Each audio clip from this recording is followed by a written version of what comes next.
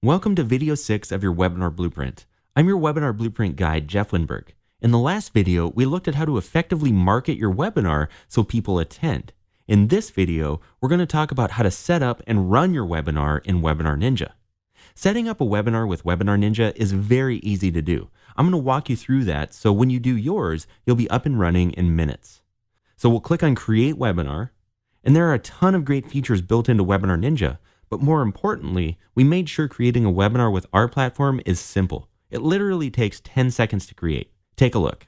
First, select your webinar type. And as we mentioned before, we're focusing on live for this training, so we'll select live. Insert your webinar title. Select the date and the time your webinar will take place. Next, select if your webinar is free or paid. And for this example, we're just going to leave it as a free webinar. Then click Create Webinar. And that's it. Told you it was easy. So let's recap what you need to do at this point. Number 1, set up your webinar in your webinar platform. In the next video, I'll share with you how to keep the relationship and momentum going after your webinar is over. I'll see you in the next lesson. Take care.